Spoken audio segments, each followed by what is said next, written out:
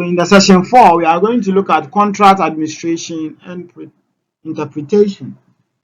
Contract administration and its interpretation. So administration, putting those contracts into what? Full function or full use. Contract administration. So those policies or rules or whatever that has been set by the collective bargaining process.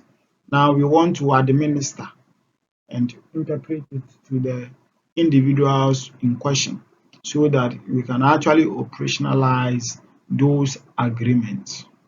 So that is what we mean by the contract administration and interpretation. So that is what this session actually seeks to explain. Now, at the end of this, we should be able to explain the role of contract administration and interpretation in collective bargaining process. Explain contract administration and its role in the collective bargaining process. Explain the importance of contract interpretation in the employment relation, the relevance of contract interpretation.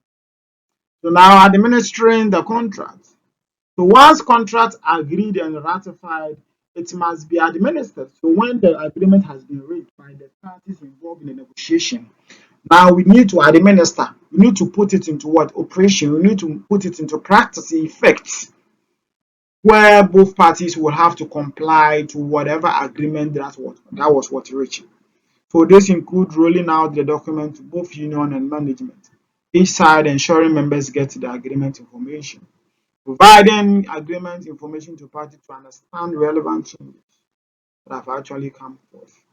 It must be recognized that management is guaranteed many rights in the contract and these must be effected when the need arises. Right to organizational resources is in the most efficient manner. Interpreting the contract. So it is very necessary and essential and relevant that management interpret the contract to the rest of what the members.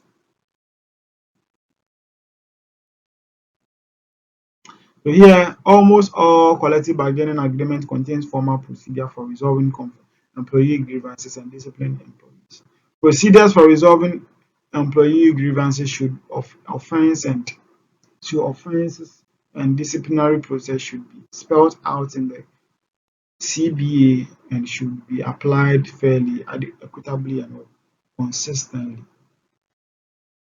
Now, monitoring activities and all that need to be taking place and all that. So, these are some of the things that we need to do in the course of we administering the contract agreement and interpreting the agreement to the members of these respective unions or organizations. So it is a very simple task as that.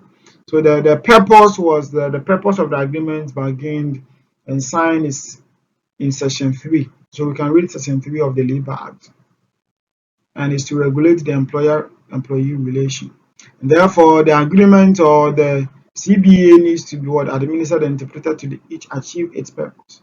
Because when it is not interpreted and it is not administered, you will not see the full use of the collective bargaining agreement.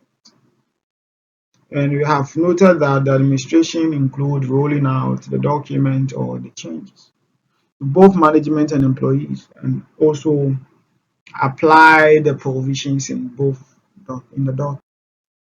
Thank you very much for listening to this session.